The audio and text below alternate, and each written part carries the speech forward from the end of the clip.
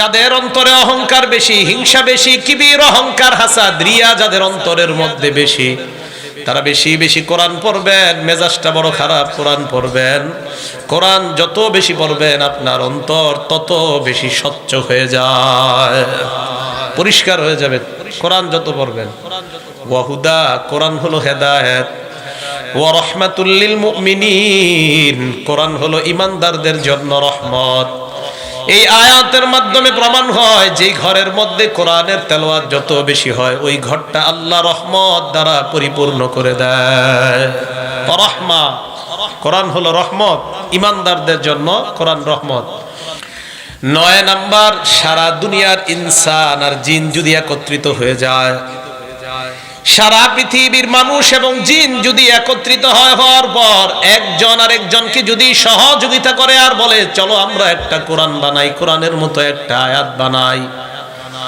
সূরা বানী ইসরাঈলের 88 নম্বর আয়াতে আল্লাহ বলেন, قل إن اجتمعت الإنس والجن على أن يأتوا بمثل هذا القرآن, সারা পৃথিবীর জিন ইনসান সবাই একত্রিত হয়ে যদি এই কোরআনের মতো বানাইতে চায়, লা ইয়াতুনা বিমিসলিহি, কোরআনের মতো তারা বানাইতে পারবে না। ওয়ালাউ কানা বা'দুহুম লিবা'দিন যহিরা, একজন আরেকজনকে সহযোগিতা করলেও, সাহায্য করলেও কোরআনের মতো বানানো সম্ভব নয়। এটা কোরআনের একটা চ্যালেঞ্জ কিয়ামত পর্যন্ত। এটা হলো 9 নাম্বার, কোরআনের মতো একটা কোরআন পৃথিবীর কেউ বানাতে পারবে না। 10 নাম্বার, সূরা হিজরের 9 নাম্বার আয়াতে আল্লাহ বলেন, ইন্না নাহনু নাযালনা যিকরা ওয়া ইন্না লাহু লাহাফিজুন, আমি কোরআন নাজিল করলাম, এই কোরআন আমি আল্লাহ হেফাজত করব। আমি কোরআন হেফাজতের দায়িত্ব নিয়ে নিলাম। সারা পৃথিবীর কোরআনগুলা যদি জ্বালিয়ে দেওয়া হয়, সারা পৃথিবীর কোরআন যদি নস্যাৎ করে দেওয়া হয়, বেঈমানরা যদি চায় কোরআন দুনিয়াতে রাখবে না, কোনো সমস্যা নাই। আমাদের বাংলাদেশের লাখ লাখ হাফেজে কোরআন আছে, সারা দুনিয়ায় হাফেজে কোরআন, এদেরকে দাঁড় করায়া দিবেন, আলহামদু থেকে শুরু করবে মিনাল জিন্নাতি ওয়ান নাস পর্যন্ত তারা শোনায়া দেয় কোরআন। এটা আল্লাহ হেফাজত করবে, এটাই সিস্টেম। এখন এই যে কোরআন আল্লাহ হেফাজত করবে, কোরআনের ব্যাপারে 10টা কথা বললাম। এখন কোরআনের ব্যাপারে 12টা ফজিলতের কথা বলবো, মন দিয়ে ফজিলতগুলো শুনবো। 1 নাম্বার, কোরআন যারা পড়ে নিয়মিত তাদেরকে আল্লাহ প্রতিদান যখন দিবে, পরিপূর্ণভাবে প্রতিদান দিবে এবং তাদের অনুগ্রহ, আল্লাহ তাদের প্রতি অনুগ্রহ দিনের পর দিন বাড়াইতেই থাকবে, বাড়াইতেই থাকবে যারা কোরআন পড়বে। সূরা ফাতির আয়াত নাম্বার 29 এবং 30 নাম্বার আয়াত আল্লাহ বলেন, ইন্নাল্লাযীনা ইয়াতলুনা কিতাবাল্লাহ, নিশ্চয়ই যারা কোরআন তেলাওয়াত করে, ওয়া কামুস সালাতা, যারা সালাত কায়েম করে, ওয়া আনফাকু মিম্মা রাযাকনাহুম সিররাও ওয়া আলানিয়া, আমি তাদেরকে যে নিয়ামত দান করেছি, যে এই সম্পদ আমি মানুষকে দান করেছি, এই সম্পদ থেকে যারা গোপনে প্রকাশ্যে দান করে, ইয়ারজুনা তিজারাতাল লান তাবুর, তারা এমন ব্যবসার আশা করে যেই ব্যবসার লাভ কখনো ধ্বংস হবে না। দুনিয়ার মধ্যে ব্যবসার লাভ আছে, লস আছে। কোরআন তেলাওয়াত, নামাজ, দান করা, সদকা করা এমন এক ব্যবসা যে ব্যবসার লাভ কখনো ধ্বংস হবে না, যে ব্যবসার লাভ কোনোদিনও কোনো লস খাওয়ার সম্ভাবনা নাই। আল্লাহ বলেন কেন তারা কোরআন পড়ে, কেন তারা নামাজ পড়ে, কেন তারা দান করে? কয় 2টা কারণে। লিওয়াফিয়াহুম উজুরাহুম ওয়া ইয়াজিদাহুম মিন ফাদলি, 1 নাম্বার লিওয়াফিয়াহুম উজুরাহুম, তাদেরকে যেন আল্লাহ তাদের পরিপূর্ণ প্রতিদান দিয়ে দেয়। ওয়া ইয়াজিদাহুম মিন ফাদলি, তাদের অনুগ্রহ যেন আল্লাহ বৃদ্ধি করে দেয়। এই আয়াত প্রমাণ করে যারা নিয়মিত নামাজ পড়ে, যারা নিয়মিত কোরআন তেলাওয়াত করে, যারা নিয়মিত দান সদকা করে, তাদেরকে আল্লাহ পরিপূর্ণ প্রতিদান দিবেন। শুধু তাই নয়, দুনিয়াতে যতদিন থাকবে তাদের অনুগ্রহ আল্লাহ বাড়াইতেই থাকবে, কমাবে না। নিয়মিত কোরআন পড়তে হবে, নিয়মিত। এটা হলো 1 নাম্বার ফজিলত। 2 নাম্বার ফজিলতের কথাটা, একটা সুন্দর ঘটনা আসছে হাদিসের মধ্যে, ইবনে মাজাহ হাদিস নাম্বার 218 নাম্বার হাদিস। হযরত ওমর ফারুক রাদিয়াল্লাহু তাআলা আনহু আমিরুল মুমিনিন, মুসলমানদের খলিফা, মুসলিম জাহানের খলিফা। এই আরেকটু কমান তো, হালকা একটু কমান। এলো মাইকটা একটু কমান, সামান্য কমান, শুধু কমাবেন আর অন্যদিকে নাড়বেন না। মুসলিম জাহানের খলিফা ওমর ফারুক রাদিয়াল্লাহু তাআলা, সামান্য কমান। উনি তখন মুসলিম জাহানের গভর্নর, উনি মক্কা, মুসলিম জাহানের খলিফা, উনি মক্কার গভর্নর বানাইলেন নাফি ইবনে আব্দুল্লাহ নামে এক ব্যক্তিকে। কথাটা বোঝার চেষ্টা করব। মুসলমানদের খলিফা ওমর ফারুক রাদিয়াল্লাহু তাআলা মক্কার গভর্নর বানাইলেন যাকে, তার নাম নাফি ইবনে আব্দুল্লাহ। তো মক্কার গভর্নর নাফে, ওনার অধীনে আবার মক্কার গ্রাম্য অঞ্চলগুলো আছে। হযরতে ওমরের সাথে এই নাফে রহমতুল্লাহি আলাইহির একদিন সাক্ষাৎ হয়েছে এক জায়গায়, জায়গাটার নাম উসফান। উসফান নামক জায়গায় হযরতে ওমরের সাথে নাফের দেখা হওয়ার পর নাফেকে হযরত ওমর প্রশ্ন করলেন, মান ইস্তাখলাফতা আলা আহলিল ওয়াদি, মক্কার গ্রাম্য অঞ্চলের গভর্নর তুমি কাকে বানিয়েছো, শাসক তুমি কাকে বানাইছো? হযরতে ওমর মক্কার শাসককে প্রশ্ন করে, মক্কার আশেপাশের গ্রাম্য অঞ্চলের শাসক তুমি কাকে বানাইলা? এদুরু বুঝে আসছে আপনাদের? হযরতে ওমর মক্কার গভর্নরকে জিজ্ঞাসা করলেন, মক্কার আশেপাশের গ্রামের শাসক কারে বানাইছে? মক্কার গভর্নর জবাব দিলেন, ইবনে আবজা নামে এক ব্যক্তিকে বানাইছি। ওমর ফারুক পাল্টা প্রশ্ন করলেন, মান ইবনু আবজা, ইবনে আবজা আবার কে? এই কথা শোনার পর মক্কার গভর্নর জবাব দিলেন, হুয়া রাজুলুম মিন মাওয়ালিনা, ইবনে আবজা হলো আমাদের একজন মুক্ত গোলাম, আমরা তাকে গোলাম হিসাবে রাখছিলাম, আমরা তাকে আজাদ করে দিছি, এমন একজন গোলামকে আমরা গ্রাম্য অঞ্চলের শাসক বানাইলাম। হযরতে ওমর কয়, একজন গোলামকে শাসক বানাইলাম, ওমরের উদ্দেশ্যই নয় গোলাম একজন নিম্ন স্তরের মানুষ, এটা বলা উদ্দেশ্য না। হযরতে ওমরের উদ্দেশ্য হলো একজন গোলামকে শাসক বানাইলা, লেখাপড়া জানে কিনা? লেখাপড়া জানে ওয়ালা কোনো মানুষকে শাসক বানাইলে ভালো, লেখাপড়া যে জানে না তাকে শাসক বানাইলে তো সমস্যা। এই কথা বলার পর মক্কার গভর্নর জবাব দেয়, আমিরুল মুমিনিন, তাকে আমি গ্রাম্য অঞ্চলের শাসক বানিয়েছি তিনটা কারণে, তার মধ্যে তিনটা গুণ আছে, এই তিন গুণের কারণে তাকে শাসক বানায়া দিলাম। এক নাম্বার, ইন্নাহু লাকারিউন লিকিতাবিল্লাহ, লোকটা যদিও গোলাম, লোকটার মাঝে কোরআনের পরিপূর্ণ জ্ঞান আছে, কোরআনের বিষয়ে বিশেষজ্ঞ একজন আলেম। তাই আমি গোলাম হওয়া সত্ত্বেও তাকে আমি মক্কার আশেপাশের এলাকার গভর্নর বানিয়ে দিলাম। কোরআন আছে তার মাঝে। দুই নাম্বার, আলিমুন বিল ফারাইজ, এই লোকটা ফরজ বিদ্যা সম্পর্কে অনেক অভিজ্ঞ।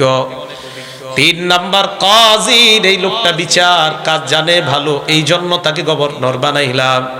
হযরত ওমর এই কথা শোনার পর বললেন, ইন্না নবিয়াকুম সাল্লাল্লাহু আলাইহি ওয়াসাল্লাম ক্বাল, নবীজি বলেছেন, ইন্নাল্লাহা ইয়ারফাউ বিহাদাল কিতাবি আকওয়ামা ওয়া ইয়াদউ বিহি আখারিন, আল্লাহ এই কোরআনের মাধ্যমে একদল মানুষের মর্যাদা বাড়ায় দেয়। একজন গোলামের মাঝে কোরআন থাকার কারণে আল্লাহ তার মর্যাদা বাড়াইতে বাড়াইতে এত বড় মর্যাদা দিয়ে দিলেন, আল্লাহ তাকে শাসক হিসাবে কবুল করে নিলেন। কোরআন, এই হাদিস দ্বারা বোঝা যায় কোরআন যে জানে তারই শাসক বানানো দরকার। বুঝে আসেনি? যার মাঝে কোরআনের জ্ঞান আছে তাকেই শাসক বানানো উচিত। এই হাদিস দ্বারা এটাই বোঝা যায়। তো ওমর ফারুক রাদিয়াল্লাহু তাআলা আনহু বললেন যে আল্লাহ পাক রব্বুল আলামিন কোরআনের কারণে মানুষের মর্যাদা বাড়ায়। বিসমিল্লাহ। রিকশা চালক যদি কোরআন পড়ে তার মর্যাদা বাড়াবে কে? কোটিপতিও যদি কোরআন পড়ে তার মর্যাদাও আল্লাহ বাড়াবে। তো কোরআনের কারণে মানুষের মর্যাদা বাড়ে, এটা আমরা বুঝতে পারলাম। তো দুই নাম্বার ফজিলত, কোরআন যে যত বেশি পড়বে তার মর্যাদা বাড়ায় দিবে কে? তিন নাম্বার, কোরআন যে পড়ে আর যে পড়ায়। যেমন এই মাদ্রাসায় 24 ঘন্টা কোরআন পড়ানো চলে, কোরআন পড়ে। এই যে এখানে যারা বসা বাচ্চারা এরা সব কোরআন পড়ে, আবার কোরআন পড়ায় হুজুররা। এই মাদ্রাসায় 24 ঘন্টা চলতে থাকে। এটা তিরমিজি শরীফের 2909 নম্বর হাদিস। ক্বালা রাসূলুল্লাহ সাল্লাল্লাহু আলাইহি ওয়াসাল্লাম, আল্লাহ নবী বলেন খায়রুকুম মান তাআল্লামাল কুরআন ওয়া আল্লামা, তোমাদের মধ্যে সর্বোত্তম ওই ব্যক্তি যেই ব্যক্তি কোরআন শিখে অন্যকে শিখায়, আমি নবী ওই মানুষটাকে দুনিয়ার শ্রেষ্ঠ মানুষ বলে ঘোষণা দিয়ে দিলাম। তাহলে কি বোঝা যায় হাদিস দ্বারা? এই মাদ্রাসার মধ্যে যে ছাত্রগুলা সার্বক্ষণিক কোরআন পড়ে তাদের মর্যাদা আছে না নাই? আবার যারা পড়ায় তাদের মর্যাদা আছে না নাই? তাহলে কওমি মাদ্রাসা নিয়ে মাইকের সামনে কিছু বলতে আগে কওমি মাদ্রাসা সম্পর্কে জানার প্রয়োজন, এরপর বলা দরকার। না যাই না মিম্বরের সামনে যদি বসে আপনি কওমি মাদ্রাসা নিয়ে মন্তব্য করেন, আগে জানতে হবে এখানে কি হয়। আল্লাহ বলেন ওয়ালা তাকফু মা লাইসা লাকা বিহি ইলম, তোমার যেই বিষয়ে জ্ঞান নাই ওই বিষয়ে কথা বলবা না। তিরমিজির বর্ণনা 2314 নম্বর হাদিসে আল্লাহ নবী বলেন ইন্নার রাজুলা লা ইয়াতাকাল্লামু বিল কালিমা লা ইয়ারা বিহা বাসান ইয়াহউই বিহা 70 খরিফান ফিন্নার। মানুষ মাঝে মাঝে এমন উল্টাপাল্টা কথা বলে, না যাই না কথা বলে কি বলে এটা নিজেও জানে না। মাইক পাইলেই ভিতরে পুঁজি না থাকলে এটা বলতে হবে সেটা বলতে হবে, কওমি মাদ্রাসায় এই আছে সেই আছে বইলা কাটায়া দেয়। নবী বলেন সে জানেও না কি বললো, এই বলার কারণে তার 70 বছর জাহান্নাম ফায়সালা হয়ে যায়। বলেন নাউজুবিল্লাহ। আমারে দাওয়াত দিলেন, তো দাওয়াত দেওয়ার পর আমারে বসায় দিয়েছেন, কিছু কইতেই হতো, তো আমারে দাওয়াত দিয়েছেন কি হিসাবে? আমি একজন বক্তা।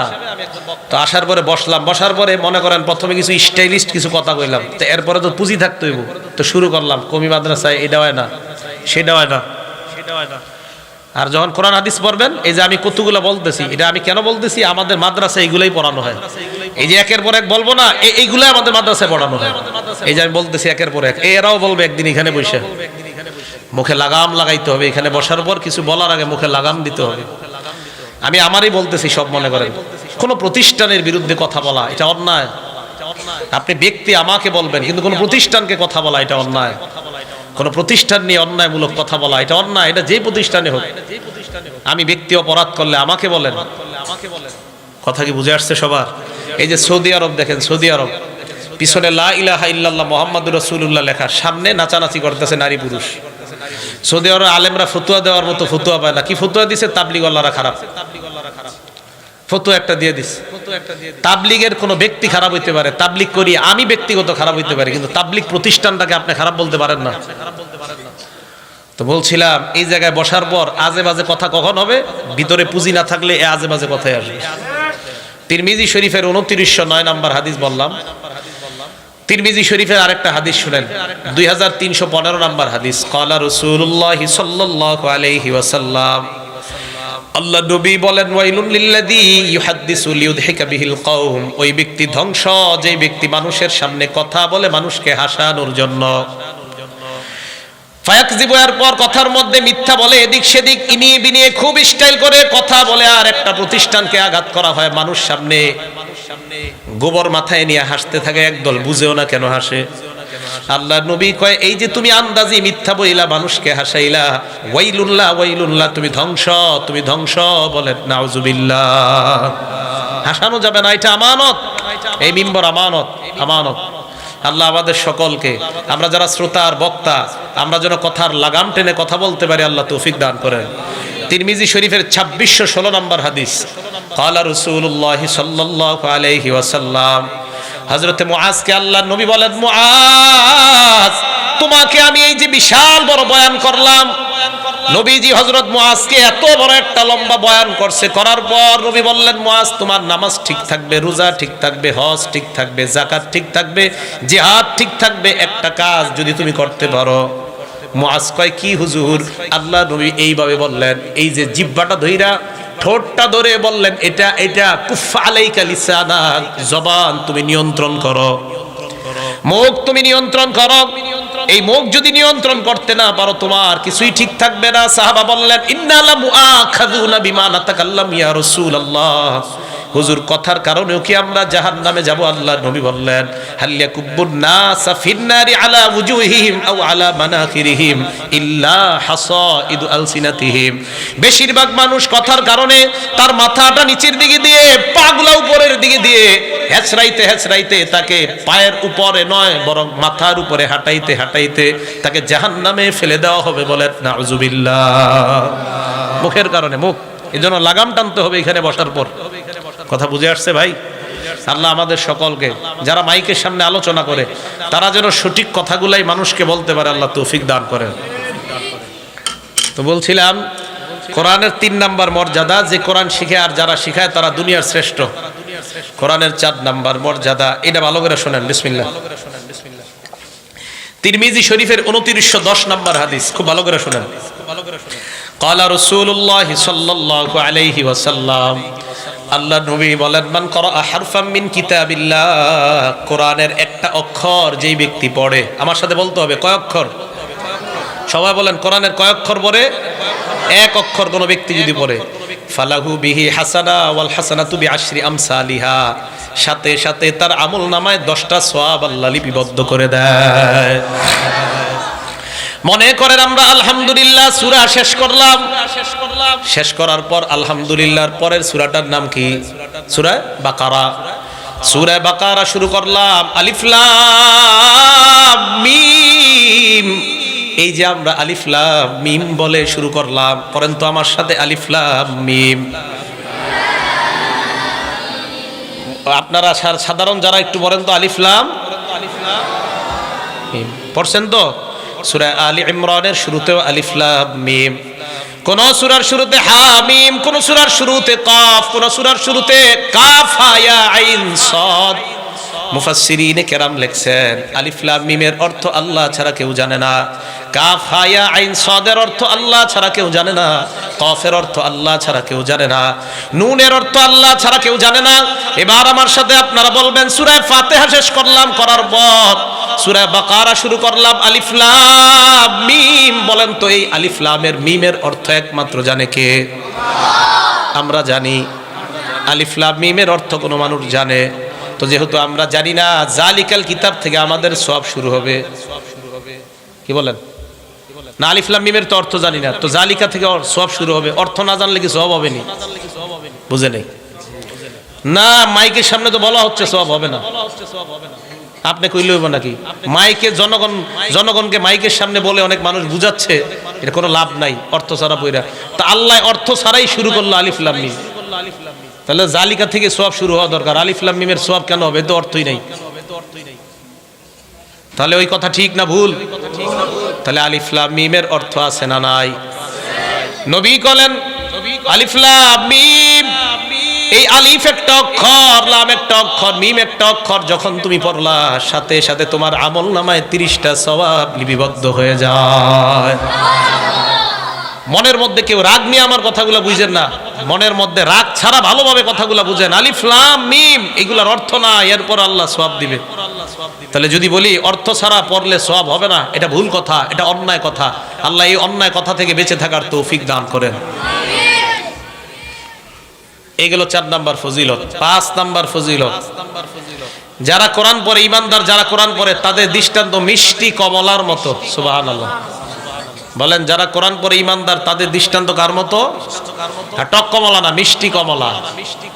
বুখারী শরীফের 5427 নাম্বার হাদিসের বর্ণনা। ক্বালা রাসূলুল্লাহ সাল্লাল্লাহু আলাইহি ওয়াসাল্লাম, আল্লাহ নবী বলেন, মাসালুল মুমিনিল্লাযী ইয়াকরাউল কুরআন কামাসালিল উতরুজ্জা, যেই ইমানদার কোরআন পড়ে তার দৃষ্টান্ত হলো মিষ্টি কমলার মতো। কিসের মতো? মিষ্টি কমলা। রিহুহা তাইয়িবুন, যেই কমলার ঘ্রাণ বড় চমৎকার, তা'মুহা তাইয়িবুন, স্বাদও বড় চমৎকার।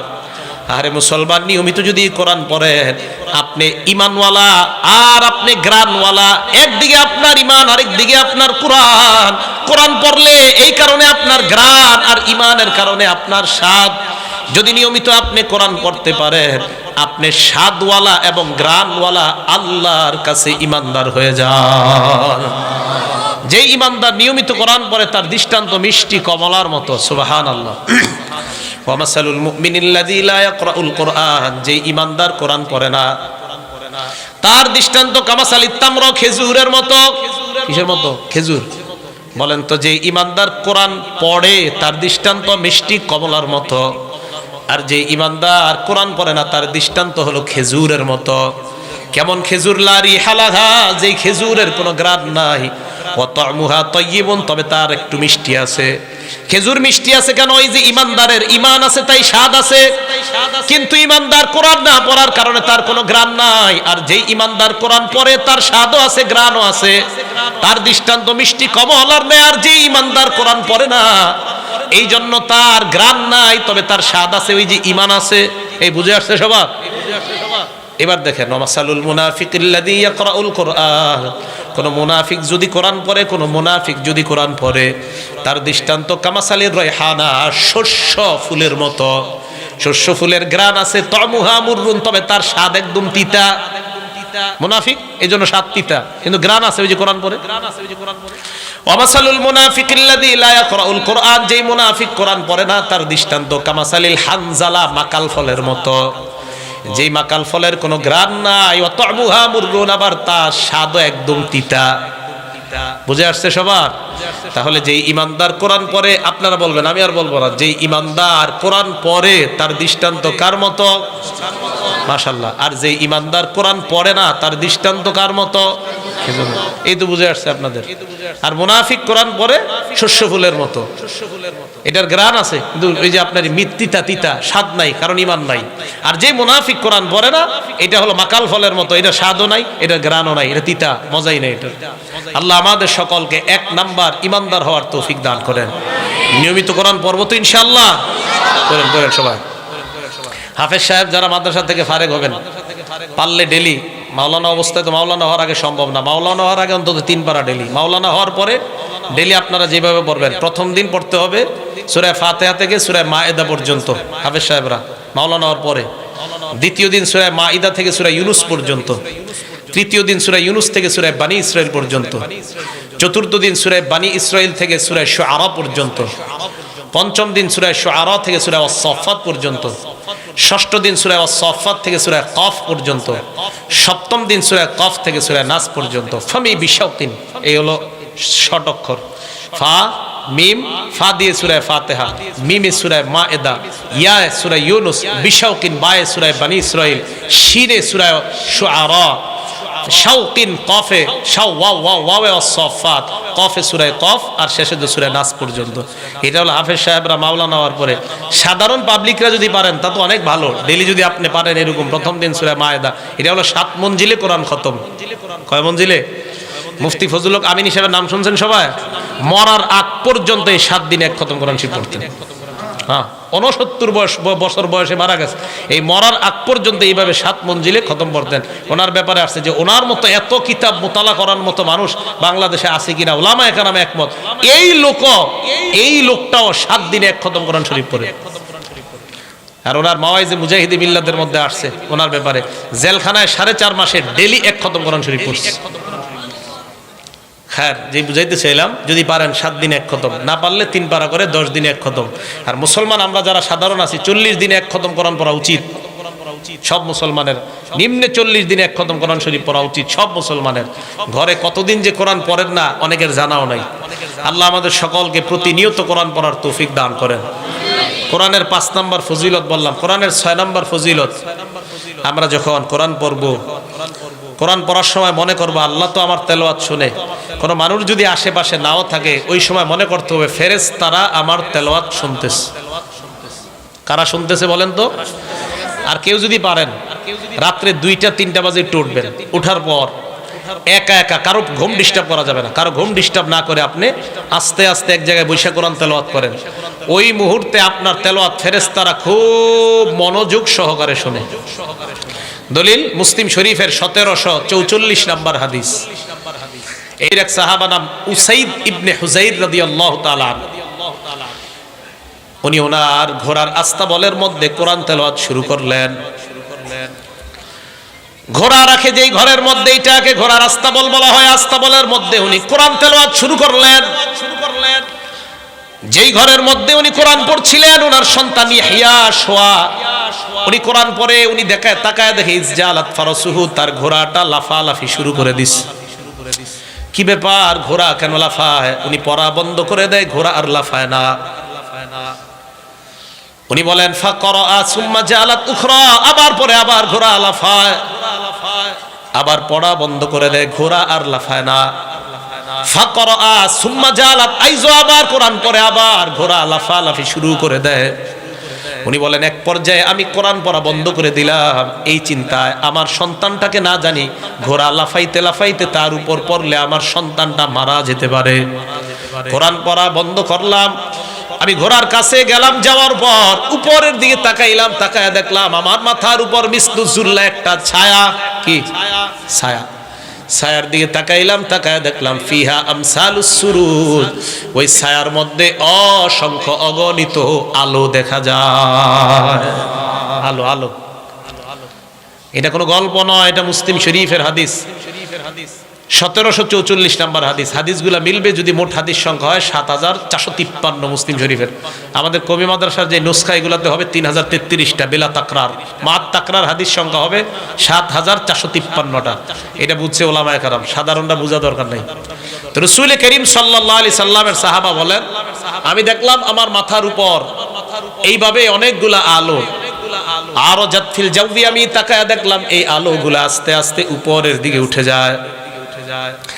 আলো এক পর্যায়ে আমি দেখলাম শূন্যের মধ্যে গিয়ে হারিয়ে যায়, মেঘের মধ্যে। সকালবেলা আল্লাহ নবীর কাছে এসে বললাম ইয়া রাসূলুল্লাহ ইয়া হাবিবাল্লাহ। রাতের বেলা আমি কোরআন পড়া শুরু করলাম, আমার ঘোড়া লাফানো শুরু করছে। কোরআন পড়া থামায় দেই, আমার ঘোড়াও থেমে যায়, আবার পড়ি, আবার ঘোড়া লাফায়, আবার থেমে যায়, আবার ঘোড়ার লাফানো বন্ধ হয়ে যায়। আবার আমি লাফাই, আবার আমি পড়ি, আবার ঘোড়া লাফায়। এক পর্যায়ে আমি থেমে গেলাম ইয়া রাসূলুল্লাহ। হঠাৎ আমি তাকায়া দেখলাম উপরে একটা আলো, অনেকগুলা আলো উপরের দিকে চলে যায়, কিছুই বুঝতে পারি নাই। আল্লাহ নবী জবাব দিলেন উসাইদ তুমি যদি আরো পড়তে থাকতা আহারে কতই না ভালো হইতো, কেন পড়লা না? কয় হুজুর আমার ছেলেটাকে ঘোড়া লাফাইতে লাফাইতে মেরে ফেলতে পারে, এই টেনশনে আর আমি পড়ি নাই। আল্লাহ নবী কয় তোমার পড়া এত সুন্দর হইতেছিল, রাতের বেলা এত আবেগ নিয়ে তুমি আর এত মুহাব্বত নিয়ে পড়তেছিলা, যে আলোগুলা দেখলা এগুলা কোনো আলো নয়, তিলকাল মালাইকা, এইগুলা হলো আল্লাহর হাজার হাজার ফেরেশতা। এরা তোমার কোরআন তেলাওয়াত মনোযোগ সহকারে শুনতেছিল। হাদিসে তাসতামিউ শব্দ আছে, মনোযোগ সহকারে কান লাগায়া শুনতেছিল। তো আপনারা কেউ যদি পারেন রাত্রে এরকম 2টা-3টার দিকে খুব মনোযোগ সহকারে কোরআন পড়া, এই আমলটা যদি পারেন করেন, আল্লাহ তৌফিক দান করেন। নবীজি পরে কি কয় দেখেন, লাউ করাতাল আসবাহতা, তুমি যদি সকাল পর্যন্ত পড়তে পারতা। হুজুর সকাল পর্যন্ত পড়লে কি হইতো? আল্লাহ নবী বলেন তুমি যদি ফজর পর্যন্ত পড়তা, ফজরের নামাজের সময় তোমার বাসার সামনে দিয়ে যেই মুসল্লিরা হেঁটে হেঁটে মসজিদে ফজরের নামাজ পড়ার জন্য রওনা করত, ওই মুসল্লিরা তোমার বাসার সামনে আল্লাহর ফেরেশতাদেরকে সরাসরি দেখতে পাইতো। তুমি ফজর তুমি না থামলে এই ফেরেশতারা আর যাইতোই না। বলছে লাউ করাতাল আসবাহতা হাত্তা ইয়ারাহা নাস মা তাস্তাতিরু মিনহুম, মানুষ সরাসরি দেখতে পারতো, তারা গোপন হইতে পারতো না, তুমি যদি সকাল পর্যন্ত ফজর পড়তা। তাহলে বলেন তো আমাদের তেলাওয়াত আমরা একা একা করলে মানুষ না শুনলেও কে শুনে? আল্লাহ তো শুনেই, ফেরেশতারাও শুনে। আল্লাহ আমল করার তৌফিক দান করেন। 7 নাম্বার আজীব এক মর্যাদা শুনেন কোরআন তেলাওয়াতের। বুখারী শরীফের 1343 নাম্বার হাদিস। কানা রাসূলুল্লাহ সাল্লাল্লাহু আলাইহি ওয়াসাল্লাম ইয়াজমাউ বাইনা রাজুলাইনি মিন কতলা উহুদিন, উহুদের যুদ্ধে যে 70 জন সাহাবা শহীদ হয়ে যায়, এই 70 জন সাহাবার মধ্যে আল্লাহর নবী 2 জনকে একটা কাফনের কাপড়ের মধ্যে ঢুকাইতেন। 70 জনের মধ্যে যারা শহীদ হয়ে গেছে আর কি, 2 জনকে এক কাফনের কাপড়ের মধ্যে রাখতেন নবীজি। কাফনের কাপড়ের মধ্যে রাখার পর আল্লাহ নবী যখন কবরের মধ্যে রাখবেন, ওই সময় নবী সাহাবাদেরকে প্রশ্ন করতেন আইয়ুহুম আকসারু আখজান লিল কোরআন, এই 2 জনকে যে আমি কাফনের কাপড়ের মধ্যে পেঁচাইলাম, তাদের 2 জনের মধ্যে কোরআন জানে বেশি কে? বলেন সুবহানাল্লাহ। দুজন শহীদ, নবীজি কয় এই 2 জনের মধ্যে কোরআন বেশি জানে কে? আপনারা বিশ্বাস করেন এই হাদিসটা যখন আমি পড়ি অনেকক্ষণ থেমে থাকি যে কি বলে এই জায়গায় 2 জন শহীদ এক কাফনের কাপড়ে এক কবরে নবীজি দাফন করবেন, ওই জায়গায় নবী প্রশ্ন করতেছে 2 জনের মধ্যে কোরআন পারে বেশি কে? ওনারা কিন্তু 2 জন মারা গেছে। সাহাবারা বলতেন হুজুর ওই জন, মানে ইঙ্গিত করতেন ফাইদা উশিরা ইলা আহাদিহিমা, একজনের জন্য যখন দেখায় দিতেন হুজুর দুইজনের মধ্যে ওই ব্যক্তি কোরআন পারে বেশি, আল্লাহ নবী তার লাশটাকে আগে কবরের মধ্যে গুরুত্ব দিতেন। বলেন সুবহানাল্লাহ। তাহলে বলেন কোরআনওয়ালার মর্যাদা আছে না নাই? 8 নাম্বার কোরআনের মর্যাদা। আমাদের দুনিয়ার মধ্যে আমরা বলি ওমকে প্রধানমন্ত্রীর আস্থাভাজন, ওমকে প্রধানমন্ত্রীর কাছাকাছি থাকে, ওমকে আমাদের মেয়রের কাছাকাছি, এই জাতীয় কথা আমরা বলি কি বলি না? বলেন তো সারা দুনিয়ার বাদশাদের বাদশা কে? আরো জোরে বলেন কে? এখন আমি আপনাদেরকে বলি, আমরা যদি আল্লাহর কাছাকাছি হইতে পারি এটা আমাদের লাভ কি লাভ না? দুনিয়ার মধ্যে মানুষ পরিচয় দেয় আমি অমুকের অনেক কাছাকাছি, আমরা আজকে থেকে পরিচয় দিব আমরা আল্লাহর কাছাকাছি। রাজি আছেন সবাই? ইবনে মাজার 215 নম্বর হাদিসের বর্ণনা, আল্লাহর নবী বলেন ইন্না লিল্লাহি আহলিনা মিনান নাস। আল্লাহর নবী বলেন মানুষের মধ্যে কিছু মানুষ আছে এমন যারা আল্লাহর পরিবারভুক্ত। সুবহানাল্লাহ। কার পরিবার? আল্লাহর। সাহাবারা কয় হুজুর এটা আবার কি বললেন? আল্লাহর আবার পরিবার কারা? নবীজি জবাব দিলেন আহলুল কোরআন হুম আহলুল্লাহি ওয়া খাসাতুহু। যারা কোরআন পড়ে এই কোরআনওয়ালারা হলো আল্লাহর পরিবার এবং আল্লাহর বিশেষ আস্থাভাজন। মনে রাখবেন আপনাদের মধ্যে যারা কোরআন যত বেশি পড়বেন ওই ব্যক্তি আল্লাহর তত কাছাকাছি হয়ে যাবেন। যারা কোরআন যত বেশি পড়বো তারা আল্লাহর তত কাছাকাছি হয়ে যাবে। এটা যে বলেন উলামায়ে কেরামের মধ্যে যারা কোরআন বেশি পড়বে তারা আল্লাহর কাছাকাছি হয়ে যাবে। ফজলুল হক আমিন হিসাবে দেখতাম ওনার এক কথা আর 1 লক্ষ আলেমের এক কথা, ওনার এক কথায় পুরা বাংলাদেশ কাইবা পুরা দুনিয়া কাইবা যেত এক কথায়। কেন? পরে বুঝছি হুজুরের কোরআনের সাথে এত বেশি সম্পর্ক ছিল তাই ওনার এক কথার ওজন হইতো 1 কোটি মানুষের কথার ওজন। পিছে কে আছে সামনে কে আছে দেখতো না, কথা একটা বলতো বাস বাবা পুরা দুনিয়া এটা নিয়ে তোলবার হয়ে যেত। তো বুঝলাম কেন জানেন? ওই কোরআনের সাথে সম্পর্ক ছিল বেশি, কথার ওজন মর্যাদা, আল্লাহর কাছাকাছি লোক তো মর্যাদা দিয়ে দিতে। ওলামায়ে কেরাম ঠিক না হুজুর কথাগুলা? ওলামায়ে কেরাম বলতে পারবে যে ওনার কথার কত দাম ছিল, কত পাওয়ার ছিল। তো বলছিলাম যারা কোরআন পড়ে তারা আল্লাহর কাছাকাছি হয়ে যায়। আল্লাহ আমাদের সকলকে কোরআন পড়ার তৌফিক দান করেন। 9 নাম্বার, কোরআন যারা পড়ে এই হাদিসটা এইভাবে বুঝেন। আবু দাউদ শরীফের 4843 নম্বর হাদিস, ক্বালা রাসূলুল্লাহি সাল্লাল্লাহু আলাইহি ওয়াসাল্লাম, আল্লাহ নবী বলেন ইন্না মিন ইজলালিল্লাহ ইকরামাদিস শাইবাতিল মুসলিমি ওয়া হামিলিল কোরআন ওয়া ইকরামাদিস সুলতানিল মুকসিদ। 3 ব্যক্তিকে সম্মান করা। জোরে বলেন কয়জনকে সম্মান করা? 1 নাম্বার সাদা দাড়িওয়ালাকে সম্মান করা। সাদা দাড়িওয়ালা মুরব্বী মসজিদের মধ্যে আসছে, হইতে পারে তার কারণে একটু সমস্যা হতে পারে, মুরব্বীরা অনেক সময় নিজের ব্যালেন্স ঠিক রাখতে পারে না। আল্লাহ নবী কয় এই মুরব্বীকে যদি সম্মান করতে পারো সাদা দাড়িওয়ালাকে সম্মান করা। 2 নাম্বার ওয়া হামিলিল কোরআন, কোরআনওয়ালাকে সম্মান করা। 3 নাম্বার ওয়া ইকরামাদিস সুলতানিল মুকসিদ, ইনসাফগার ন্যায়পরায়ণ শাসককে সম্মান করা। 1 নাম্বার সাদা দাড়িওয়ালাকে সম্মান করা, 2 নাম্বার কোরআনওয়ালাকে সম্মান করা, 3 নাম্বার ন্যায়পরায়ণ শাসককে সম্মান করা। এই 3 জনকে সম্মান করা মানে আল্লাহ নবী কয় আল্লাহকে সম্মান করা। সাদা দাড়িওয়ালাকে সম্মান করা মানে আল্লাহকে সম্মান করা। হাফেজে কোরআনকে সম্মান করা মানে আল্লাহকে সম্মান করা। ন্যায়পরায়ণ শাসককে সম্মান করা মানে আল্লাহকে সম্মান করা। আমি আপনাদের কাছে জানতে চাই, বলেন আজকে থেকে হাফেজে কোরআন সাদা দাড়িওয়ালা তাদেরকে সম্মান করব কি করব না? তাহলে মাদ্রাসার হাফেজে কোরআনদের সম্মান আছে না নাই? এ হলো 9 নাম্বার মর্যাদা। 10 নাম্বার মর্যাদা যে হাফেজে কোরআন, আবু দাউদ শরীফের 1464 নম্বর হাদিসের বর্ণনা, ক্বালা রাসূলুল্লাহি সাল্লাল্লাহু আলাইহি ওয়াসাল্লাম, আল্লাহ নবী বলেন ইউকালু লি সাহিবিল কোরআন, কোরআনওয়ালাকে কিয়ামতের ময়দানে বলা হবে ইকরা ওয়ারতাকি, পড়ো আর চড়ো, মানে ওঠো, পড়ো আর ওঠো উপরে। ওয়ারাত্তিল কামা কুনতা তুরাত্তিলু ফিদ দুনিয়া, তুমি আস্তে আস্তে পড়ো যেমন দুনিয়ায় ধারাবাহিকভাবে আস্তে আস্তে কোরআন পড়তা। কোরআন আস্তে আস্তে পড়বে না, কোরআন পড়তে পড়তে কিছু আশ্চর্য জায়গায় যাবেন, যাওয়ার পর থামবেন, চিন্তা করবেন। আব্দুল্লাহ ইবনে আব্বাস এবং আব্দুল্লাহ ইবনে মাসউদ বলেন এই তোমরা কোরআনের যেসব আশ্চর্য জায়গা ওইসব জায়গায় তোমরা থেমে যাও। তিফু মিন আজাইবিহি ওয়া হাররিকু বিহিল কুলুবা, কোরআনের আশ্চর্য জায়গাগুলোতে তোমরা থেমে যাও আর এইগুলা দিয়ে তোমরা অন্তরকে একটু নাড়াচাড়া করাও। আল্লাহ এখানে জাহান্নামের কথা কেন বললেন? এগুলো একটু ভাবো।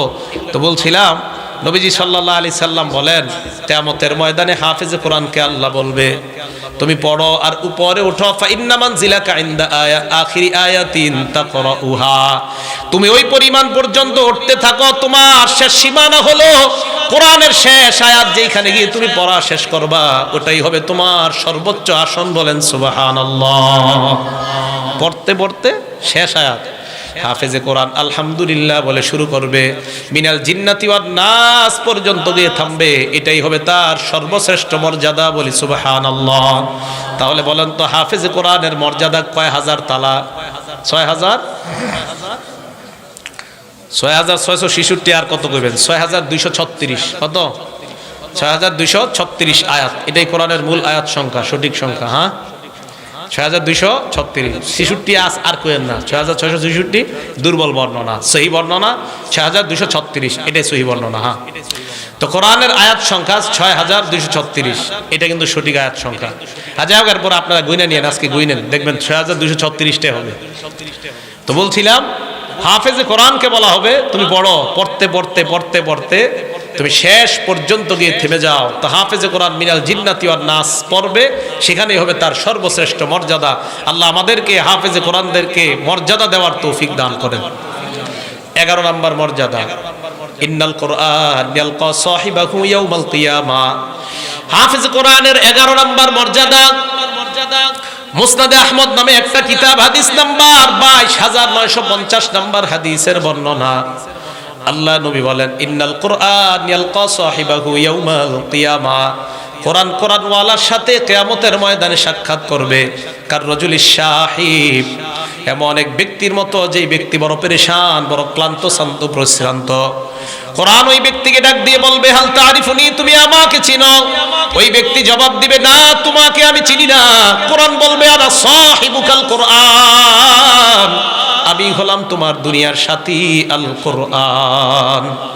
আল্লাযী আজমাতুকা ফিল হাওয়াজির, আমি দুনিয়ায় দিনের বেলা তোমারে খাইতে দেই নাই, মানে রমজান মাসে দিনের বেলা তোমারে খাইতে দেই নাই। ওয়াসহারতু লাইলাতাক, রমজান মাসে রাতের বেলা তোমাকে ঘুমাইতে দেই নাই। কোরআনওয়ালার ফায়ুতল মুলকু বিয়ামিনিহি, তার ডান হাতের মধ্যে জান্নাতের বাদশাহী দিয়ে দেওয়া হবে। বলেন সুবহানাল্লাহ। ওয়ায়ুতল খুলদা বিয়াসারিহি, তার বাম হাতের মধ্যে জান্নাতে চিরস্থায়ী বাদশাহীর একটা পাশনামা দিয়ে দেওয়া হবে। ডান হাতে বাদশাহী, বাম হাতের মধ্যে চিরস্থায়ী থাকার একটা পাশনামা। ওয়ায়ুদউ আলা রাসিহি তাজুল ওয়াকার, হাফেজ কোরআনের মাথায় সম্মানের মুকুট পরায় দেওয়া হবে।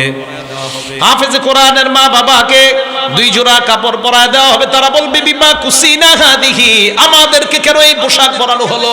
আল্লাহর পক্ষ থেকে জবাব দেওয়া হবে লিআখজি ওয়ালাদিকুমাল কোরআন, তোমাদের সন্তান কোরআন ধারণ করার কারণে আমি আল্লাহ তোমাদেরকে এই মর্যাদা দান করে দিলাম।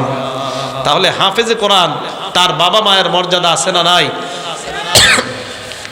আল্লাহ আমাদের সকলকে হাফেজে কোরআনদের মর্যাদা যেন আমরা সবাই দিতে পারি, আল্লাহ তৌফিক দান করেন।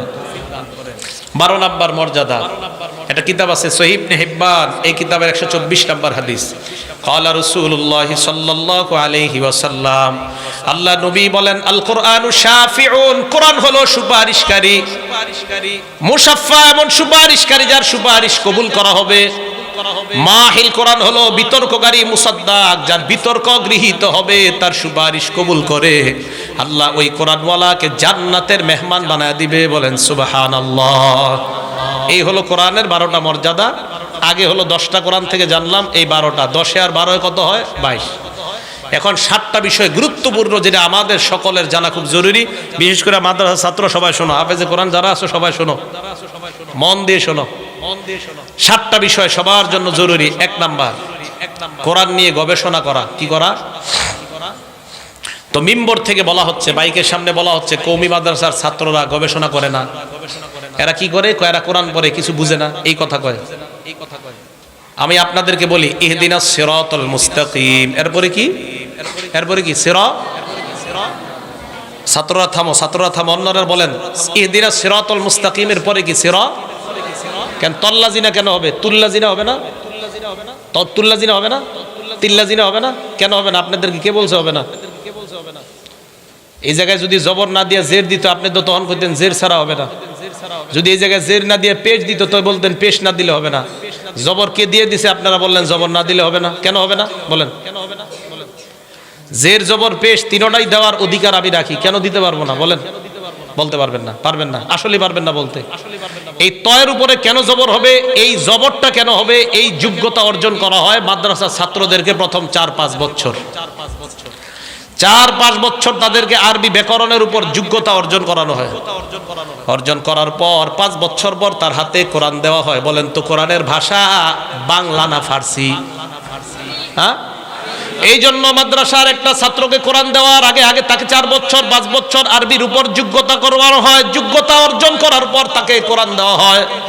কোরআন দেওয়ার পর 30 পারা কোরআন তাকে অনুবাদ পড়িয়ে দেওয়া হয়।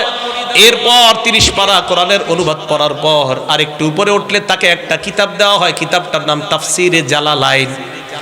এই তাফসিরে জালালাইন কিতাবটা আরবি কোরআন, আবার আরবি ব্যাখ্যা, এটা বাংলা না, আরবি টু আরবি, আরবি টু আরবি, আরবি টু আরবি তাফসির। যেমন আল্লাহ বলেন ওয়ায়াকুলুনা মাতা হাযাল ওয়াদু, আল্লাহ বলেন ওয়ায়াকুলুনা মাতা হাযাল ওয়াদু, এটার আরবি তাফসির হলো মাতা ওয়াদুল হাসরি। কিছুই বুঝেন নাই। আল্লাহ এই আয়াতে বলে কখন কিয়ামত হবে, এটা আল্লাহ বুঝাইতে চায়।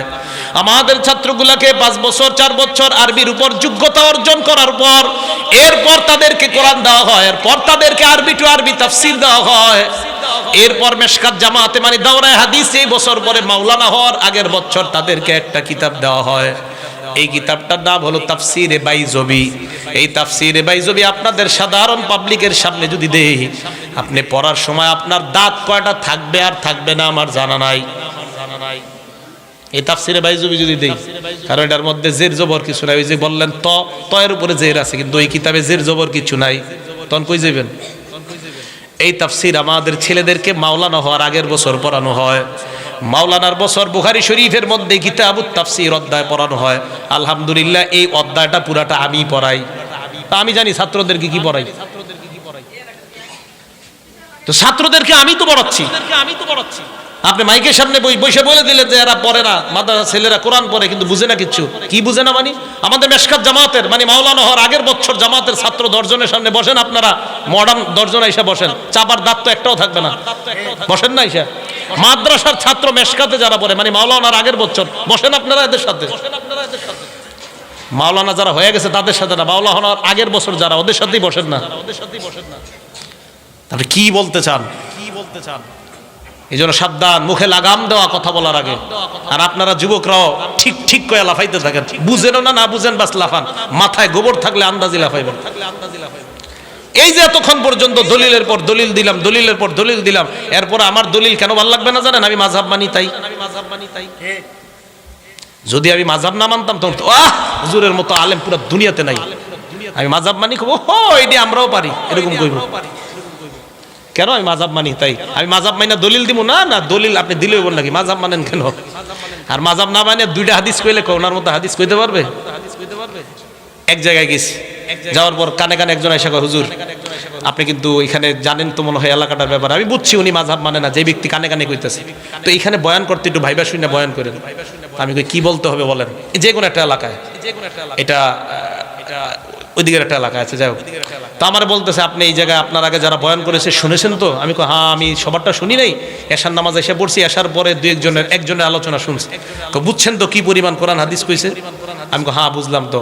কয় আসলে আপনিও বৈশা টৈশা যেন উল্টা পাল্টা কিছু শুরু না করেন, যতক্ষণ বলবেন কোরআন হাদিস পারলে বললেন, না বললে নাই মাঝে বলতেছে আমার। তো আমি বুঝলাম হযরতে কি বুঝাইতে চায়। তো আমি বললাম আমার আগে একটু আগে যিনি বয়ান করছে উনি কয়টা হাদিস বলছে? কই তো প্রায় 3টা-4টা হাদিস বললো আর হাদিসের ব্যাখ্যা চললো। আমি কয়টা বলতে হবে বলেন? এটা অহংকারের জন্য না, এটা আমাদের মাদ্রাসায় কি পড়ানো হয় এটা আপনাদেরকে বলতেছি। আপনি বলবেন যদি পারেন 7-8টা হাদিস বইলা বাস এটার উপর ব্যাখ্যা করে শেষ করবেন। 39টা হাদিস বলছি, গনা 39টা। নামাজের দাঁড়ানো নিয়ে আমার হাদিস বলতে বললো, 61টা হাদিস বলছি দাঁড়ানোর ব্যাপারে, দাঁড়ানো নামাজে। তখন আমি বললাম ভাই হবে এইগুলা, ওই যে মাযহাব মানি আমি, এইগুলা মানে এতগুলা হাদিস বললাম, এইগুলা আসলে এই আমি মাযহাব মানি। এটা কষ্টের কথা, অনেক বড় কষ্টের কথা। মাযহাব যারা না মানে তাদেরকে হিট করতেছি না, মানে আমি নিজেরই কইতেছি আজকে মাযহাব মানি, কোরআন হাদিস যতই কম এইগুলো আমরাও পারি। এই একটা শব্দ বলে ইউটিউবাররা কারো বিরুদ্ধে কিছু লিখবেন না ইউটিউবে, আমি কারো বিরুদ্ধে বলছি না, আমি আমাকে বলছি। মানে বড় কষ্ট, মাযহাব মানি কেন, তাই কোরআন হাদিস যতই বলবো কাজ নাই, এইগুলো আমরাও পারি। বুঝাইতে চাইলাম অনেক কষ্ট। তাই এক নাম্বার কোরআন নিয়ে গবেষণা করা। সূরা সদের মধ্যে আল্লাহ বলেন কিতাবুন আনজালনাহু ইলাইকা মুবারাকুল লিয়াদাব্বারু আয়াতি, এটা এমন এক কোরআন যে কোরআন আমি আপনার উপর নাজিল করলাম। কেন নাজিল করলাম? লিয়াদাব্বারু আয়াতিহি, যাতে তারা গবেষণা করতে পারে। বলেন আমাদের মাদ্রাসায় গবেষণা হয় কি হয় না? যা বলেন প্রথম থেকেই গবেষণা হয় নাকি গবেষণার জন্য তাদেরকে আগে তৈরি করা হয়? মাদ্রাসার ছাত্ররা কোরআন গবেষণা করার আগে তাদেরকে আগে আরবি ভাষার উপর তৈরি করা হয়। 2 নাম্বার কোরআনের হক, কোরআন সংরক্ষণ করার দায়িত্ব এটা আমাদের। হাফেজে কোরআন যারা আছি আমাদের দায়িত্ব হলো কোরআন নিয়মিত পড়া। আপনারা যারা 10টা সূরা শিখছেন একটাও ভুলা যাবে না, যদি একটা ভুলে যান আল্লাহর কাছে জবাবদিহিতা করতে হবে। হাফেজে কোরআন হাফেজ হওয়ার পর যদি আপনি চর্চা না করে ভুলে যান আল্লাহর কাছে কিয়ামতের ময়দানে জবাব দিতে হবে। আল্লাহ বলেন তোমাকে আমি অন্ধ করে তুলবো। 16 নাম্বার পারা 19 নাম্বার পৃষ্ঠায় আছে ওমান আরাদা আন যিকরি ফাইন্না লাহু মাঈশাতান দনকা, যারা আমার কোরআনকে এড়িয়ে চলবে আমি তাদের জন্য অনটনপূর্ণ জীবিকা দিব। ওয়া নাহশুরুহু ইয়াওমাল কিয়ামাতি আমা, কিয়ামতের ময়দানে তাদেরকে আমি অন্ধ অবস্থায় উঠাবো। বলেন নাউজুবিল্লাহ। হাফেজ সাহেবরা খুব সাবধান, কোরআন কিন্তু ভুলা যাবে না শেখার পর। আপনারা সাধারণ জনগণ 10টা সূরা শিখছেন একটাও ভুলা যাবে না, প্রতিদিন চর্চা করতে হবে। যদি চর্চা কইরা ভুলে যান তো ঝামেলা নাই, চর্চা না করে যদি একটা সূরা ভুলে যান আল্লাহর কাছে কিয়ামতের মাঠে দাঁড়াইতে হবে। তা 2 নাম্বার কোরআন প্রত্যেককে ধরতে হবে। এবার ছাত্র ভাই আর যারা আছেন সবাই গুরুত্বপূর্ণ একটা হাদিস শুনেন, ছাত্ররা শুনো। বুখারী শরীফের 5033 নাম্বার হাদিস, নবীজি বলেন তাআহাদুল কোরআন, কোরআনের যত্ন নাও। ফাওয়াল্লাহি, আল্লাহ নবী বলেন আল্লাহর কসম, লাহু আশাদ্দু তাফাসসিয়াম মিনাল ইবলি ফি উকলিহা, একটা ঘোড়ার গলার দড়ি ছুঁড়ে দেওয়ার পর, গলার রশি খুলে দেওয়ার পর একটা ঘোড়া যেমন দ্রুত পালায়, কোরআন এইভাবে চর্চা না করলে আপনার থেকে দ্রুত পালায়। আবার বলছি, একটা ঘোড়ার বাদন খুলে দেওয়ার পর ঘোড়া যেমন দ্রুত পালায়, কোরআন শিখার পর কোরআনের চর্চা না করলে কোরআন ওই ঘোড়ার চাইতে, ওই গাধার চাইতে, উটের চাইতে আরো দ্রুত পালিয়ে যায়। একটা উট এটার বাদন খুলে দিলে যেমন দ্রুত পালিয়ে যায়, কোরআন যারা পড়ছেন মুখস্থ করছেন হাফেজে কোরআন সাহেবরা বেশি ভালো করে শোনেন, কোরআন যদি চর্চা না করেন আপনার থেকে ওই দ্রুতগামী উট যত দ্রুত পালায় এর চেয়ে আরো দ্রুত কোরআন পালিয়ে যাবে। হ্যাঁ, সবাই কোরআন পড়তে হবে নিয়মিত। হাফেজ সাহেব যারা মাওলানা মুফতি মুহাদ্দিস হওয়ার পরে কোরআন চর্চা ছাড়া যাবে না নিয়মিত। হ্যাঁ, কিন্তু খবর আছে, খুব সাবধান। বুখারী শরীফের 5033 নাম্বার হাদিস, নবীজি বলেন কোরআন চর্চা না করবা দ্রুতগামী ওটের চাইতে তোমার কোরআন আরো দ্রুত পালিয়ে যাবে তোমার থেকে। কোরআন চর্চা করতে হবে। 2 নাম্বার। 3 নাম্বার, কোরআন পড়ার সময় অন্তরটা যেন বিগলিত হয়। মাঝে মাঝে কিছু আয়াত নিয়ে গবেষণা করা যেন আপনার অন্তরটা বিগলিত হয়, চোখ দিয়ে যেন পানি বের হয়। বুখারী শরীফের বর্ণনা 5055 নাম্বার হাদিস, আব্দুল্লাহ ইবনে মাসউদ রাদিয়াল্লাহু তাআলা আনহুকে আল্লাহর নবী বললেন ইকরা আলাইয়া, তুমি আমারে পড়া শোনাও, কোরআন পড়া শোনাও। আব্দুল্লাহ ইবনে মাসউদ জবাব দেয় ইয়া রাসূলুল্লাহ আকরাউ আলাইকা উনজিলা, আপনারে আমি কোরআন পড়া শোনাবো, কোরআন তো আপনার উপর অবতীর্ণ করা হয়েছে।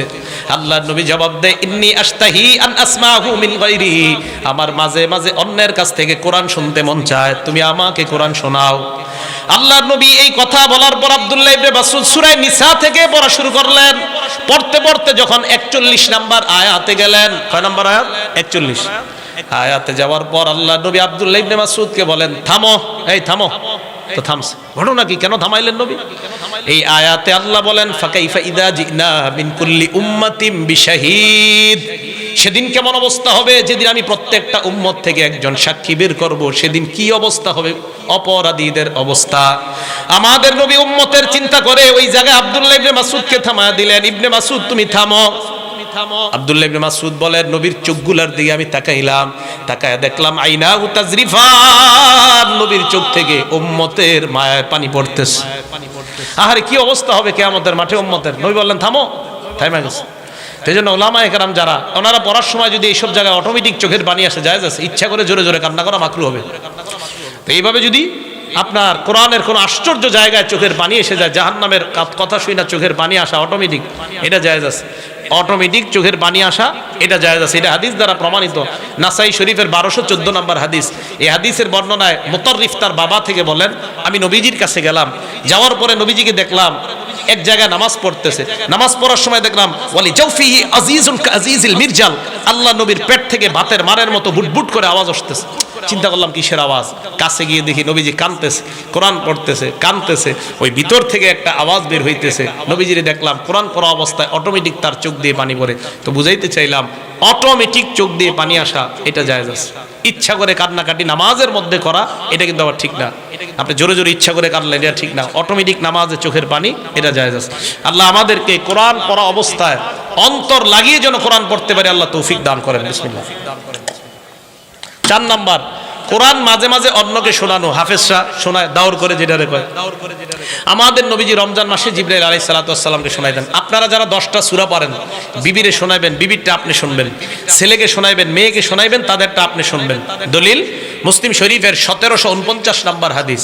ক্বালা রাসূলুল্লাহ সাল্লাল্লাহু আলাইহি ওয়াসাল্লাম, আল্লাহ নবী বলেন, উবাই ইবনে কাবকে বলেন, উবাই তুমি বসো, আমি তোমারে কোরআন পড়া শোনামু। সুবহানাল্লাহ। নবী তার সাহাবারে কোরআন শোনাবেন। হযরত উবাই কয়, হুজুর আমারে কোরআন পড়ে শোনাইবেন। কয়, ইন্নাল্লাহ আমারনি আন আকরা আলাইকা, আল্লাহ আমাকে আদেশ করছে তোমার যেন কোরআন পড়ে শোনাই। উবাই ইবনে কাব কয়, ইয়া রাসূলুল্লাহ, আল্লাহু সাম্মানি, হুজুর আল্লাহ আমার নাম নিছে, আল্লাহ আমার নাম নিছে। কয়, হ্যাঁ আল্লাহ তোমার নাম নিয়ে বলছে তোমারে যেন কোরআন পড়া শোনাই। কয়, হুজুর আল্লাহ আমার নাম নিছে?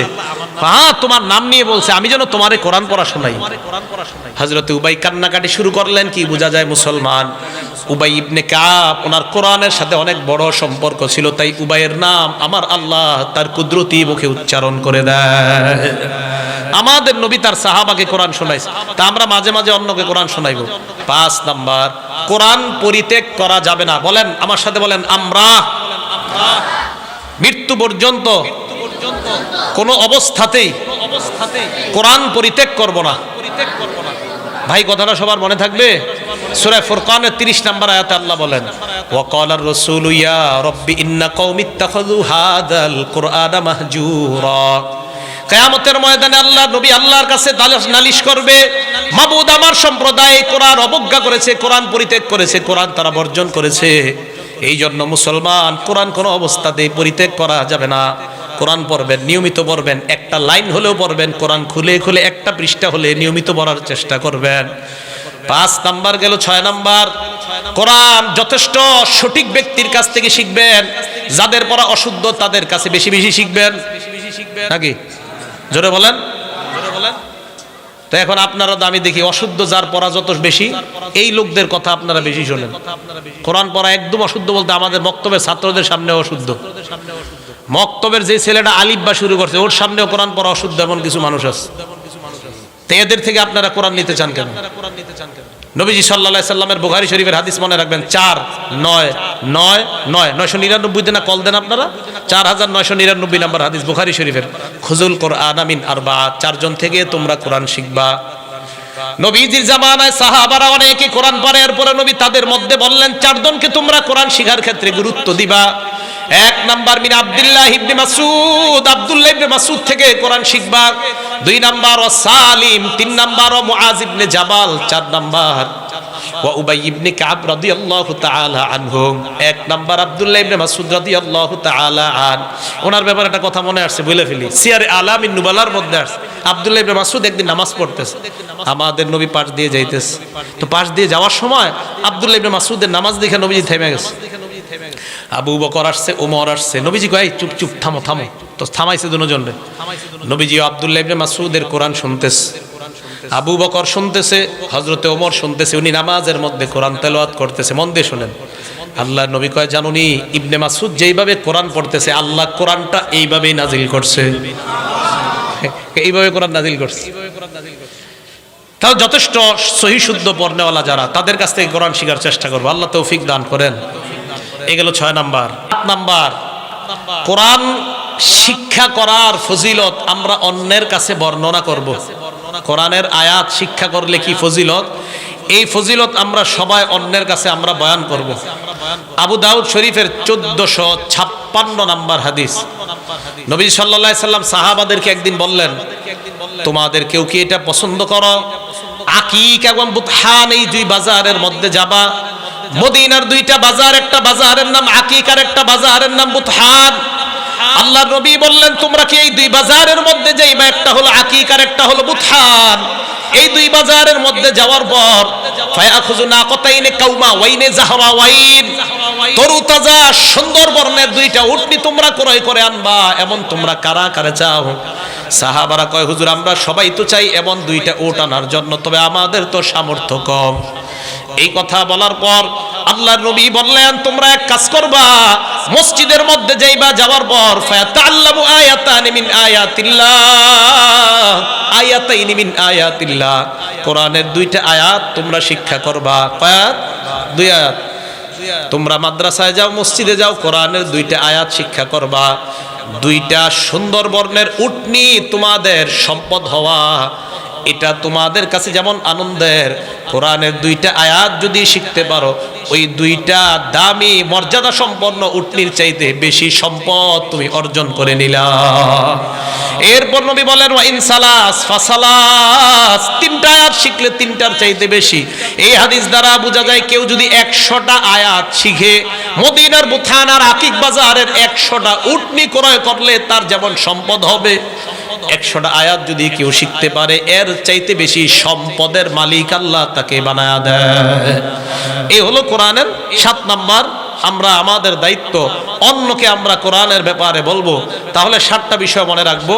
1 নাম্বার, কোরআন নিয়ে গবেষণা করা।